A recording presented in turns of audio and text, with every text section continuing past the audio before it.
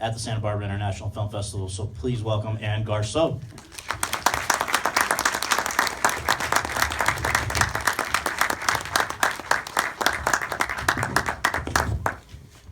Next is somebody who, as you've just seen, is an inspiration to people of all ages, genders, all types of people. She's terrific, and really a pioneer in a lot of respects. She was a single mother who raised two sons who've grown up to be terrific men. She was, somebody who went places where no other woman in this business had ever gone before. And without her, we would have a lot fewer movies and also women in this business. So I know that she'll forgive me for saying that she's going to be turning 90 in May, but she is definitely one of the youngest people I know, and I think that this movie accords her some long overdue respect. So please join me in giving a very warm welcome to Marcia Nasatir.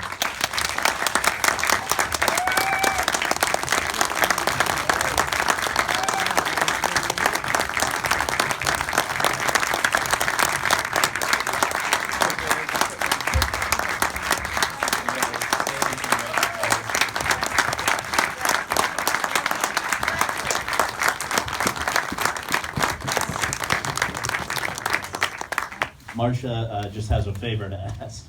I'm going to take a selfie. I love it.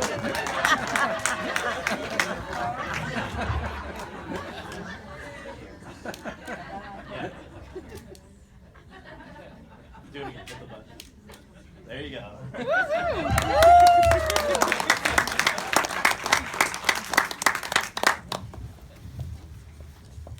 All right. Well, thank you all for coming. Thank you for coming up to Santa Barbara to unveil your movie. And to begin with, Anne, can you talk about how you two first met?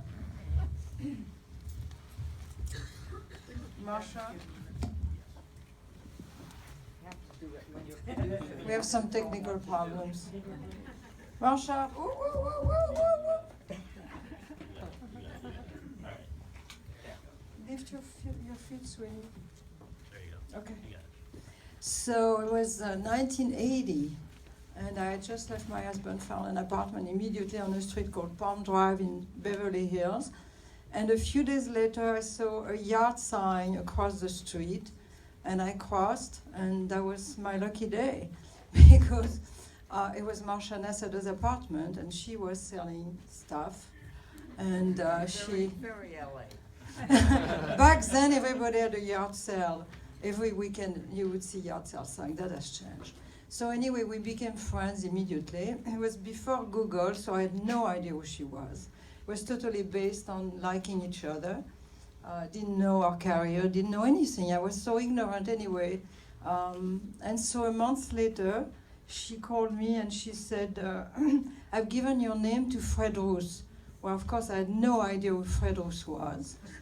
He happened to be the producer for Francis Ford Coppola, but again, I was just this ignorant person. And she said, I gave your name, they are looking for an editor. And I thought, well, that's great. They were looking for a standby for a Wim Wenders movie called Hammett. So I thought, well, why not? I'll get to meet them. So I went to meet Fred, and nothing happened. But a year later, they called me back and ended up being Francis Ford Coppola's editor. And this is all because of Marcia.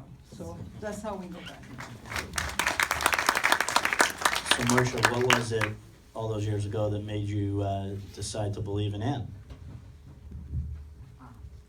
I think you know who everyone is in about 15 minutes. Like in seeing a movie, you know in the 15 minutes if you're going to stay till the end. And of course, meeting a boyfriend, you know, in 15 minutes. Or a girlfriend, whatever the case may be. We just liked each other. She paid cash. She didn't bargain. She was like a real shopper. That's not true. I am French and I do bargain. Anyway, we met, and Fred has later said to Anne, he said, when I asked Marcia, do you think Anne is a good editor? I mean, Francis Coppola, after all. And I said, she's a fabulous editor. And I've never seen one frame.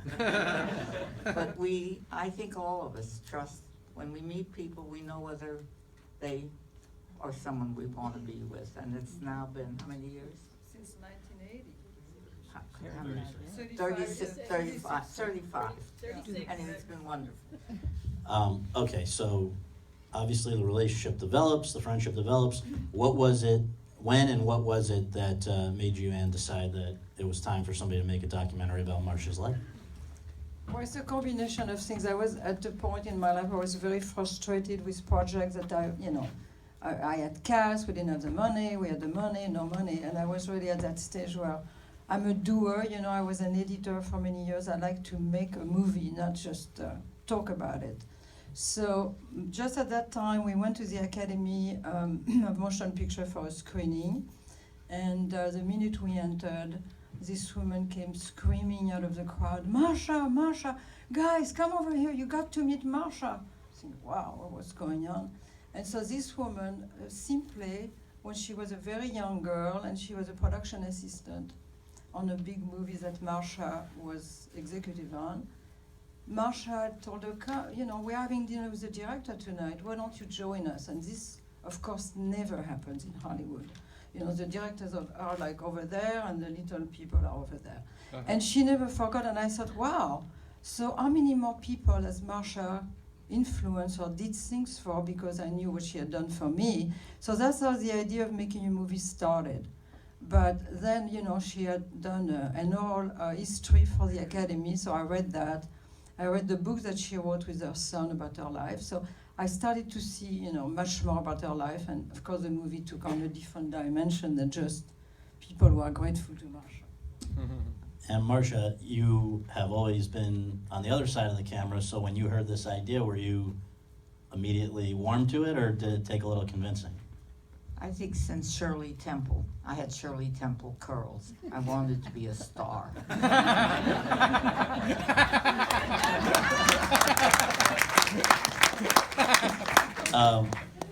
So as this movie came together, you spent more time than ever together, and I'd be curious to know what it was that you learned about the other that you did not know before. So Anne, you can go first, please. Well, that we're both workers, so we decide to do something and we do it. And so I thought she was like that, but that Marcia was like that, but of course working every day. And her graciousness, but her energy, I think, I didn't know the kind of energy she had. That really stunned me, because we had a very young crew, and Marcia, they are witness to it, she never tired. She was always ready for other close-up. She was a complete natural in front of the camera. I mean, really, she just, I would set up what we were going to talk about, or what we were going to act, since the movie is kind of a mixture of a documentary and a feature film in terms of the style. And she would get it. She was, like, of course, totally smart. And one time I was telling her what she should say, like the scene with the fur coat. That was a difficult scene, because Marcia was afraid to be ridiculous, twirling, and I said, no. And I was trying to tell her how she should set it up, because I was using that scene to get into the story of the end of UA for her, right? So I remember I brought her like a sheet, because I would do drawings for the shots, and then I would say, no. So I brought this sheet with what I wanted her to say. I'm not saying that. That's not me. You remember that? So I said, no, just say it in your own words. And she would just take off. And, another great example is the scene in the thrift store. I told them exactly what this scene was going to do, where it was going to go. I was going to tie us to Rocky. But, for example, I put them in front of the jewelry, right, because we wanted to do beautiful images. But that, they completely improvised. The boyfriend, the watch, the this. So she was an absolute Before, I guess it was Seinfeld, right? Before Seinfeld, we knew about breakup clothes and gifts. Diamond earrings once. Okay, so obviously with the life that has been and remains so packed, there are things that you can't include. What was the hardest thing to have to lose to make 83 minutes here? Well, we lost our friendship with Pauline Kael, which is a big one, right? That was a big story, but I couldn't find a way to. And that's really going over. We didn't talk about Ironweed, a movie that I edited and Marcia produced, because sometimes it was too hard to get the right people to talk about it. For example, Jack Nicholson will not give an interview. I mean, we have a very good relationship with him, but he just will not give an interview. That's just a rule of it. As you can see, you never see him anywhere. Because if I do it for you, Annie, then I have to do it for everybody. He has a lot of friends. So and the director was in Brazil, so we didn't have elements to really tell a really good story. Meryl didn't have enough of a contact with Marcia on the picture because she was constantly traveling back to her family, which was very close to where we were shooting. So sometimes I would drop it because I didn't see how I could make it interesting, visually or with the interviews. We could have spoken a lot more about Carrie, because Marcia was the one who sold it first to a producer, and then when the producer could not make the movie, he came back to Marcia, and she did it for, she produced it for UA. So Marcia, you can tell a little more about it. Well, that was interesting because Brian De Palma, we had the script of Carrie and looking for the mother. And I know Piper Laurie with her other name, Rosie Morgenstern. She's the former wife of Joe Morgenstern, who writes for the Wall Street Journal. And I said, Piper Laurie would be perfect for the mother. She had not worked in a number of years. She'd been a housewife, and I knew she wanted to go back working. And she used to stay home and bake cakes. And so I called Brian. I said, how about Piper Laurie? He said, she's too young. I said, no, she's not. He said, I saw her in The Hustler. I said, that's 15 years ago. Anyway, she made it. She came last night from Los Angeles, and it was great to see her. And of course, she's a wonderful actress, and it revitalized her career, and she's still working. And she got an Oscar nomination for that. She got an Oscar nomination. So I just have two quick final questions, and then if anyone here has a question, we'll take those. But Marcia, and I think one of the important things about this movie, aside from being entertaining and fun and all of that, is that it preserves sort of an irrefutable record of what it was like to be a woman in the business at the time that you came in. And, that's important. On the other hand, I wonder how you feel that people are going to leave here and walk back out into a world where, it's a little better in Hollywood now, but not tremendously. I mean, there are some people who've made it all the way to the top. Some, you've said if you had been born 20 years later, you wouldn't have been the VP, you would have been the president of a studio. Maybe the President of the United States. Well, sure.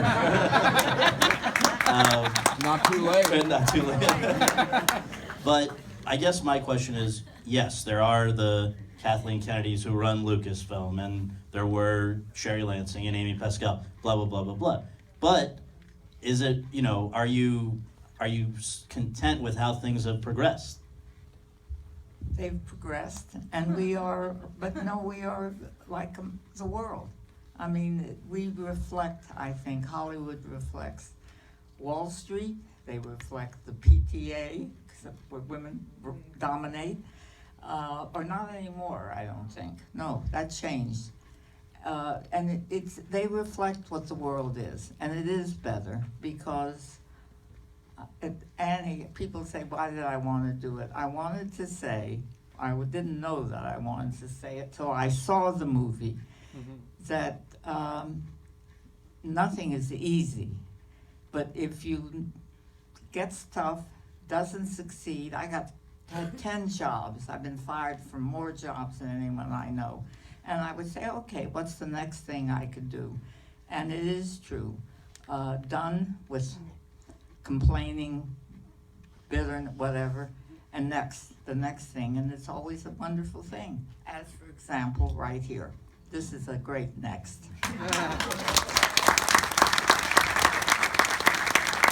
Last question from me is for Ann. You have talked about the sisterhood, or in a sense, I've heard you say lack thereof, that exists in Hollywood. So the fact that you've made this is a very nice thing, and I guess I just wonder if you can expand upon what I'm referring to. Well, I think a woman in the working world is in a very hostile environment, even today, because I think if you declare you want to have a career, you have a passion for something. If you want a job, it's okay, I think it works, but if you declare you have a passion, it's very difficult. And as a woman, of course, I'm not a young woman, so it's probably slightly different, but the men get very threatened and difficult, and the women unhelpful. I think that we can't just say the men.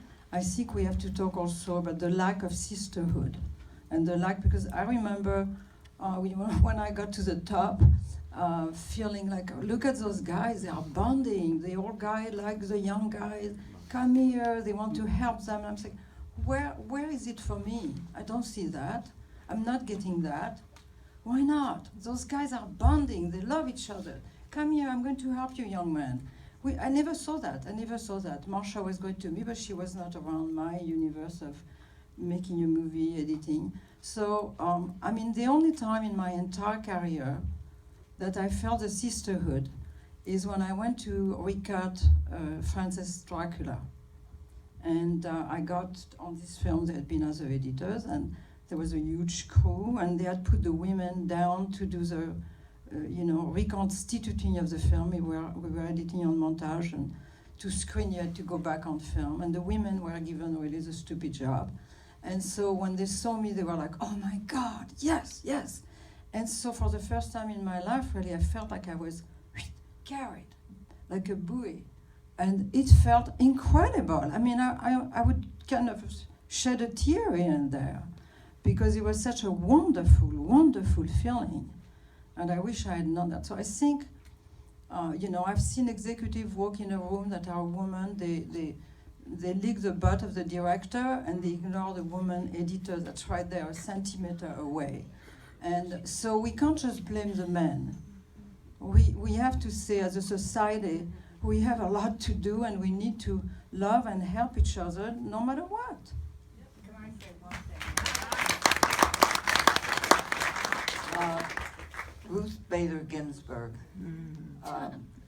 tells this story that when she got on the court, and only Sandra Day O'Connor was on the court, and Justice O'Connor said to her, "Thank goodness I have another woman to be with." And I'm going to tell one quick thing. My sister, who you met, was a woman on the Texas Supreme Court, and first she was the only woman. And she said, when they elected another woman, a Republican, it didn't make any difference. They bonded because they were two women who could go to lunch. They could go to the ladies' room together if necessary. But she said it made such a difference to have one more person next to you that could understand certain things. And that's it. Okay, so I'm warned we're running out of time, but I did say we'd take it, so we're going to take very quickly 2 quick questions, starting Jeff Wells up front. Marcia, could you tell me about what your status is in the wake of the Academy's new rulings about membership and voting privileges, and what your feelings are about the Oscars So White thing? Yeah, it's an important, hold on, just so people have context, because it's not been, I don't know, because there were no nominees of color this year for this actors for the second year in a row, the Academy has announced that if you are not an active member, you will lose your voting rights. Now, what active means, there's some technicalities, but I guess Marcia. Well, the word active is terrifying. What do I think? I think yes, we should have all kinds of people in the Academy, but I find it an attack on age. I am going to be 90. I still work. I still get dressed in the morning, right? Have my coffee, find out what's going on.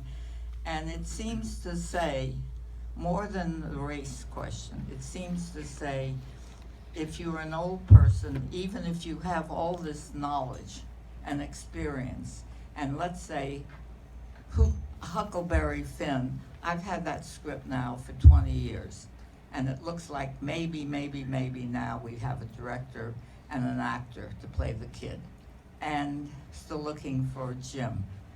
And I think and you didn't make a movie in 10 years, so you're out. And it seems to say, I don't care how hard you work, how much you can contribute to the Academy, we don't want you anymore because you are not hip, young, whatever that means. That's all. And you are one of many of the mostly I'm old. older people in the Academy who serve on the Foreign Language Committee, which not very many active people have the time active in the full-time job to go and do. So that's watching how many films each year, roughly? 60. Well, there was 83, but this year I saw 60. Okay, so, it's gonna have repercussions on the committees as well. Last question. Who's gonna win? She- And the, We're on. Who's gonna Oh. win Best Picture? well, I think the competition is between Mustang No, and... not foreign. Best Oh, Picture. foreign. Oh, Best Picture. I don't have a clue. What are you on? I want Spotlight. Okay. Because it is a conventional 40s movie told about something that's important, but told the way those movies were made at Warner Brothers, whether it was I Was a Fugitive from a Chain Gang or whatever. It tells something that we need to know, and it has wonderful people in it. That's it. Last question is this lady, please. I just wanted to say, I love the documentary, and I love you two women. You're so inspiring. Thank you. All right. Thank you, guys. Congratulations.